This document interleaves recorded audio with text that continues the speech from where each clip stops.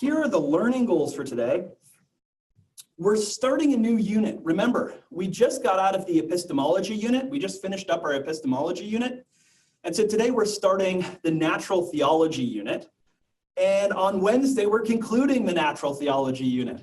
Like I said, this class is just like crammed together. It's crazy.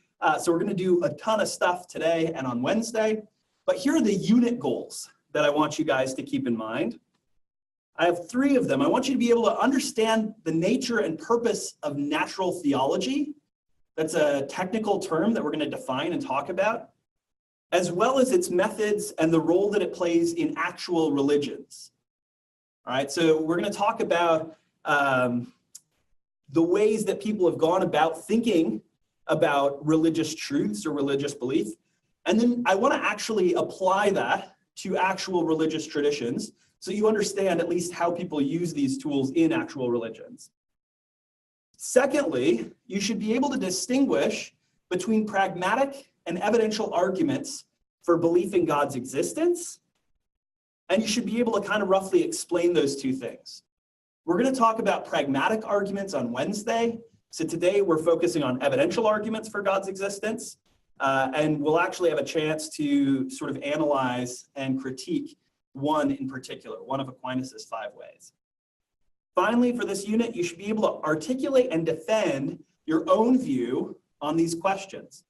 Does God exist? Is religious belief rational, or can it be rational? And should one practice a religion or seriously consider practicing a religion? So those are the things that by the end of class on Wednesday, you should be able to do. Today, we're going to define the term natural theology. We're going to talk about that a bit. We'll distinguish the role of revelation and the role of reason in natural theology. Identify and analyze a major argument for God's existence, one of the 5 ways from Aquinas, and understand what the problem of evil and divine hiddenness are, and evaluate whether or not you think there are decisive objections to theism. As always, I have the course goals here so you can see how they tie in, but we'll just move forward because we have a lot to cover in the lecture. Okay, so let's begin the lecture for today. Our first question, the first thing that we're going to ask is, what is natural theology? This may have come up in some of the readings that you did for today, but I really want to focus in and kind of give you a definition that you can take away from the lecture today. So natural theology can be defined or fixed in the way that a lot of disciplines or movements, academic movements, can be defined or fixed. First, by considering the domain of truth that it seeks to uncover, or the domain of beliefs that are relevant to it. And in natural theology, that domain is defined by roughly the sorts of things that religions consider or believe, the sorts of truths that religions often are attempting to uncover or expound. So if you think about it like this, natural theology is concerned with questions like, does God exist? It's concerned with the fact that people report having religious experiences, and things like, well, there is something rather than nothing. Something exists in the world rather than nothing at all, right? Other questions that fall under the broader domain of theology are things like that God is identical to the God of Abraham, that God is the God that appears in the Old and New Testaments, that Christ atoned for our sins, or that God is triune. These are specific claims. They're claims about religious truths or religious entities, but they're in the broader domain of theology rather than the narrower domain of natural theology. So let's think for a second about what distinguishes these 2 sets of propositions, sets of beliefs or claims. And here's one way of thinking about it. So if you're thinking about religious claims or religious propositions, you could reason about them in 2 ways. First, you could base your claims on things that have been revealed to you by some entity within that domain. So you might say, the prophets told us that thus and such. Or you might say, God came down and revealed this particular truth, which was captured maybe in a scripture or a religious document, etc. Or you might base your inquiry and your reasoning on nothing but what people have called the light of natural reason, right? And that's the very distinction that we're getting at here, right? Natural theology is concerned with the domain of religious truths that are accessible using nothing but the light of natural reason or unaided human reason, as opposed to revelation, right? So I'm going to put that up on the board here. So natural theology is the practice of reasoning about things within the domain of religion using only what's accessible to unaided reason as opposed to revelation. Most religions, and certainly most branches of Christianity, employ some sort of combination of natural theology and theology so defined. Although thinkers within these traditions will sometimes restrict themselves to doing natural theology for certain purposes, right? You might ask, what are those purposes? And we'll get into that a bit more when we talk about Aquinas. But think of things like proving that a religion is rationally coherent, right?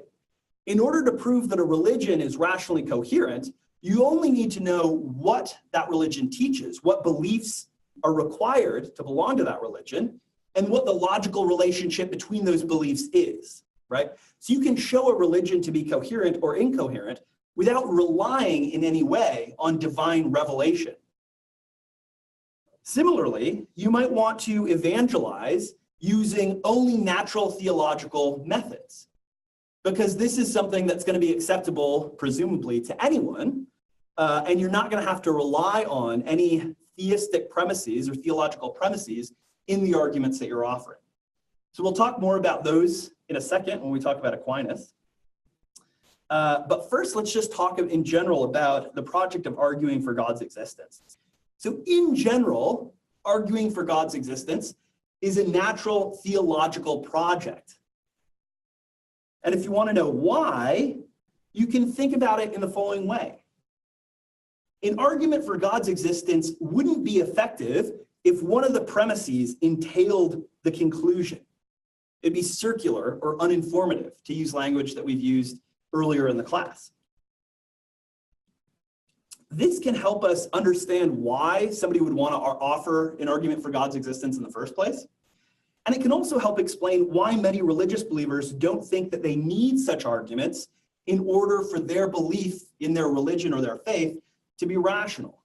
So let me illustrate both of those things using an analogy or a parallel situation.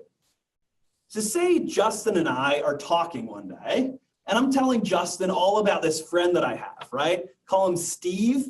And Steve lives in Colorado, and Steve is really cool, and Steve goes rock climbing, and Steve is like the man. He's so cool. He brews his own beer and stuff, and it's delicious. It's amazing. I love Steve, and Steve is a great guy, and he thinks I'm cool too. And then at some point in the conversation, Justin says to me, well, wait a second. Does Steve even really exist? Steve sounds too good to be true. He sounds too cool. And he thinks you're really cool? I don't know. I don't really think Steve exists, right? Okay. At this point in the conversation, I'm in a unique dialectical situation, right? I have a unique stance. On the one hand, I know that Steve exists, partly because I've talked to Steve before. I've had experiences with Steve. I have direct evidence of Steve's existence. I know that he exists, right? But a lot of that evidence is evidence I can't use in an argument that I give to Justin that Steve exists, right? Because if I said to Justin, well, look, Steve exists because I was on the phone with him yesterday and I asked him, Steve, do you exist? And Steve was like, yeah, of course I exist. I'm Steve. I'm Colorado Steve. And Justin, if I said that to Justin, Justin would look at me and say like, well, that's ridiculous. I'm not going to accept an argument for Steve's existence that relies on Steve's telling you that Steve exists. That entails the conclusion. That's circular. That doesn't make any sense. That does not convince me that Steve exists, right? So here's the situation. I believe that Steve exists. In fact, I know that Steve exists. I have fantastic evidence that Steve exists. And yet at this point, I haven't given Justin a rational argument for Steve's existence. And in order to do so, I'm going to want to restrict myself to reasons that are accessible to unaided human reason, right? Reason that doesn't somehow rely on Steve-like premises. Okay, so that's a reason why I would restrict myself in that way, but it's also a way of illuminating why oftentimes theists don't think they need such an argument in order for their belief in God to be rational in the first place. Okay, so now let's talk a little bit about Saint Thomas Aquinas. Here's some background. Aquinas was a Dominican priest and monk. He was a philosopher, theologian, and lived in the Middle Ages from around 1225 to 1275. He's also the most influential philosopher in the Catholic Church, at least in the contemporary Catholic Church. Much of the philosophy that gets done in the Catholic Church traces back to Aquinas. Although I would say until Aquinas, and there are some strands in Catholicism now where Augustine was the most influential. So these are both very influential figures. Aquinas's most famous work, or at least his most popular and accessible work, is the Summa Theologica. It's many volumes large. There are just many, many questions, and it's set up in kind of an odd way. So you would have encountered this in the reading for today, but if you just go online, so all the Summa is available online, and if you go to it, it's organized into different questions, right? The questions are like, does God exist? Or does Mary need to intervene in order for grace to be present on every continent? Just ridiculously specific questions, right? And then he considers answers to them. And he says, first, he says, well, probably not. It seems like not, because look, here's a bunch of objections to it. And then he cites scripture and he says, but scripture says, here's the right answer. And then he gives a bunch of arguments, right? And responses to those objections. In general, the Summa Theologica is an exercise in natural theology. Mostly it traces out a bunch of sort of arguments for beliefs that Christians and Catholics in particular are committed to. Certainly the 5 ways are an exercise in natural theology. And the 5 ways trace back to Aristotle. So Aristotle actually gave versions of these arguments long before Aquinas did. Aquinas sort of adopted them for his purposes. All right. So Aquinas is giving us, in the 5 ways, he's giving us 5 different arguments for the existence of God. He's trying not to rely on any theological premises. So he's trying to just purely use the light of reason to get us to see that God exists. But here's a caveat, right? And a lot of you noticed this. This is mentioned in some of the readings. Aquinas isn't arguing for the existence of the Christian God. He's not arguing for the existence of a God particular to any religious tradition, because Aquinas rightly thinks that to get the existence of a God with all the properties that the God of Christianity has, that's going to take more than just natural reason. You're going to have some revelation or some direct experience of God. So you might ask yourself, so like, what is he doing? If he's not arguing for the God of Christianity, what's he even doing? And here is where it helps to kind of coin a term of art here. Aquinas is arguing for what we call the God of the philosophers, right? It's an abstract entity with the following properties. So the God that Aquinas is arguing for is an omniscient God. It's a being who knows everything, a being that's all-powerful or omnipotent, a being that's omnibenevolent, all good, containing all goodness and acting only for the good. It's a being that necessarily exists and is self-caused, and a being that is in every way perfect, right? So you might think of it like this. The God of the philosophers is like a bare bones version of the God that any real monotheistic religion is going to believe in, right?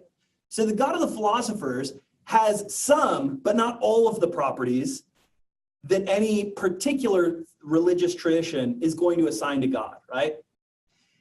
Think back to our analogy, to our example.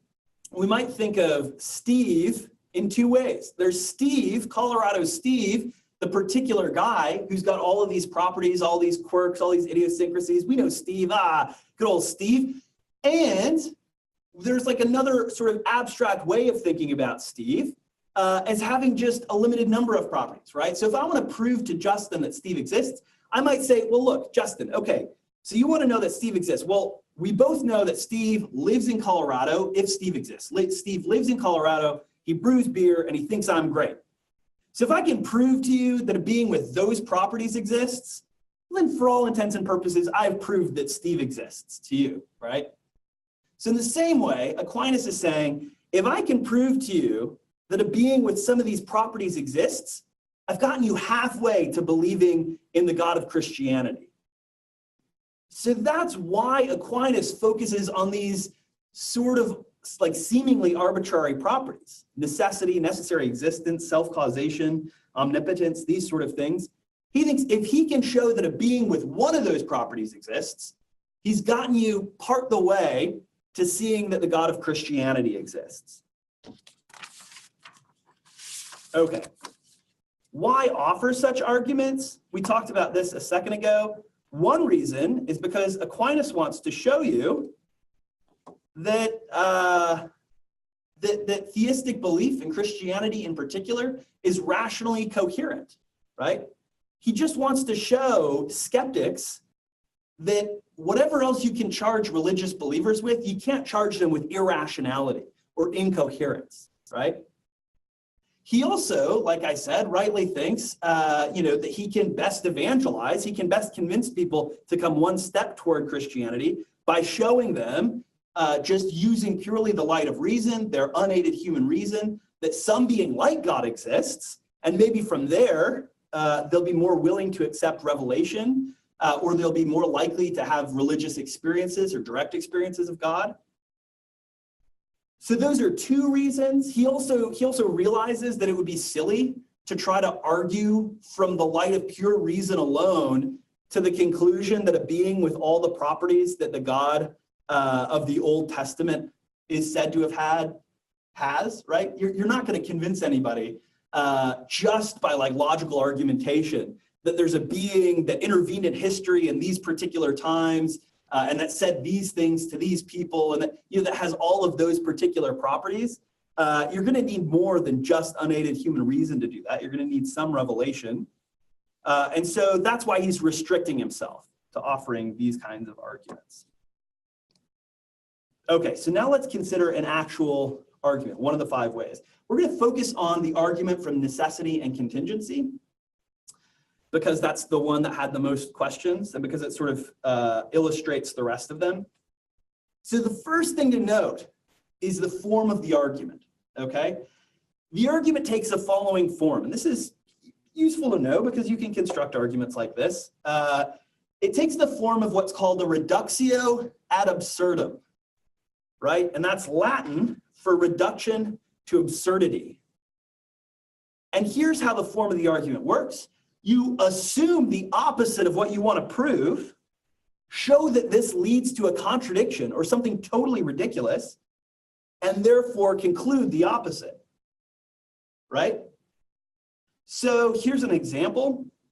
I might be arguing with Justin again, and Justin might say to me, you know what? I think the moon is made of cheese. I'm pretty convinced. It's just like, it's obvious. Like, look at this piece of cheese. It's got holes in it. Look at the moon. It's got holes in it. Cheese is white. The moon is white, made of cheese. And I might say to him, okay, look, let's assume you're right. Let's assume the moon is made of cheese. But look, if the moon is made of cheese, given its proximity to the sun and the amount of times it rotates, it definitely would have melted by now. Or it would have rotted and it'd be a different color. We both know that the moon's been around for at least 10 years, right? You can remember at least 10 years ago having seen the moon, but anything that's made of cheese that had been around for that long and had been exposed to direct sunlight would have melted or rotted by now. But it hasn't. Therefore, the moon is not made of cheese, right? So I take a claim, I use it as an assumption, I show that something ridiculous follows, either just outright absurd or a direct contradiction, and then I conclude the opposite of the assumption, because it's that assumption that led us to this ridiculous thing. For Aquinas, his argument's conclusion is that a necessary being exists. For him, it's actually that a necessary self-causing being exists, but let's just focus on the necessity for now. He wants to show that a necessary being exists. So the first question we have to ask is, well, what is a necessary being? Here's the somewhat technical term. A necessary being is one that cannot fail to have existed. Okay? So a necessary being is one that cannot fail to have existed. This is not us. We can fail to exist. One way that we know that we can fail to exist, that I know that I can fail to exist, is because there was a time at which I didn't exist. Before I was born, I didn't exist. And there's a time at which I won't exist in the future. Sad as it might be, someday I'm going to die, or I guess be assumed directly into heaven if I'm around for the second coming. I actually don't know if that's how it's going to work. Anyway, there'll be a time, likely be a time in the future, where I won't exist. So I'm not a necessary being. I'm what we call a contingent being. But a necessary being is one that cannot fail to have existed. This entails that it exists for all time and in any possible configuration of the universe, right? So if a being can't fail to exist, then it always exists. There's no time at which it doesn't exist. And if you were imagining different ways the world could have been, if there's a necessary being, it has to be part of every single world that you're imagining, because it can't fail to exist. Okay, so Aquinas is saying, look, if God exists, God's a necessary being. I'm going to show that a necessary being had to exist, and thus get us part of the way toward the conclusion that he wants, which is that God exists. Okay, so here's the argument. Assume that no necessary beings exist, that there are zero necessary beings. But then all beings who exist are such that they could fail to exist. So if no necessary being exists, then all beings are, like us, contingent beings. They could fail to exist. But given an infinite amount of time, if all beings are such that they could fail to exist, there will have been at least one point in time in the past when there was nothing at all. So if every being is such that it could possibly not exist, and the past goes on infinitely, there would be a point in time at which nothing at all exists.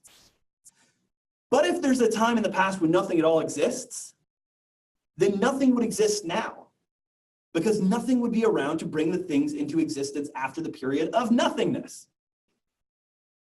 This is absurd and contradictory. Look around you. A bunch of things exist. At least 18 things exist, right? The students in this class. Probably 19. Well, because look, there's a computer in front of you. There's definitely things that exist, right? So it's not the case that nothing exists. But if everything were merely contingent, if there were no necessary beings, nothing would now exist. That's absurd and contradictory. So there exists at least one necessary being, and that's what we call God. Okay, so I'm not going to go into the other properties, the self-causation or anything like that. But similar sort of ways of constructing the argument are available for those ones. We've talked about those in the Q&A. And so for now, I'm going to assume we have a basic grasp on how Aquinas is arguing for God's existence, why this is an evidential argument for God's existence, and why this is a natural theological project. And I'm going to move on really briefly to the problems of evil and divine hiddenness. So the problem of evil, illustrated so vividly in the Brothers Karamazov, which you read for today, is an independent, natural theological argument against the existence of God, or for atheism, right? And it takes for granted many of the same propositions or presuppositions. For instance, the problem of evil, in order to get off the ground, has to assume that what we're talking about when we're talking about God is an omniscient, omnibenevolent, perfect, omnipotent being, right? Because if God existed but didn't have one of those properties, say God exists but God's not all powerful, then God might just be more powerful than us but not all powerful. And so we could explain the existence of evil and suffering by saying, well, God just can't do anything about it, right? So the argument, the problem of evil, arguments based on the problem of evil, assume that God has all these same properties, and then they want to show a being with all those properties can't exist or likely doesn't exist. So here's how the argument actually goes. Oops. Okay. Assume God exists. But if God exists, then God could prevent all evil, would want to prevent all evil, and would know about all evil in the world. If God could, would want to, and would know about evil in the world, there would be no evil in the world. So if God exists, there would be no evil, but there is evil in the world. Therefore, God must not exist. The problem of divine hiddenness is very similar. We're not going to lay it out in premise and conclusion form, but it's basically a species of the problem of evil. So here's the problem of divine hiddenness. A lot of people think God is analogous to a benevolent parent, a benevolent, all-powerful parent, etc. And think about it this way. If there was a parent who could make themselves known to their child and take care of their child's needs and didn't, that parent wouldn't be all good, or that parent wouldn't be all powerful, or that parent wouldn't be all knowing, right? But if we're thinking of God as basically a supreme benevolent parent, then God should not have made the world such that there are people who have never experienced God's existence, let alone love and care and that sort of thing. So the argument from hiddenness basically says, look, there are rational atheists in the world, people who claim sincerely, I've never had a religious experience. God's never revealed himself to me. I've never sort of, been exposed to the existence of God.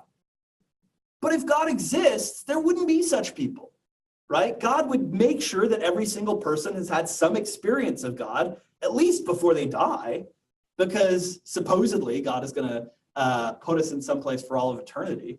And if God never even gave you a chance to know him, like that would just be cruel and horrible.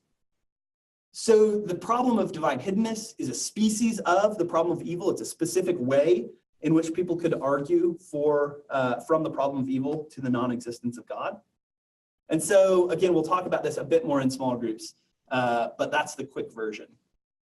Okay, so we've covered a ton of ground. I just want to put up a summary slide here to remind us of the ground we've covered. We talked about the difference between natural theology and theology. We talked about God as a perfect being and the properties that entails. Talked about Aquinas' argument, how it's a natural theological argument for God's existence, what that means. And then we've talked about one and sort of two natural theological arguments against God's existence, the problems of evil and divine hiddenness. So next time we're going to talk about William James and pragmatic arguments for God's existence. But for today, we'll conclude our discussion and our lecture of evidential arguments for and against God's existence.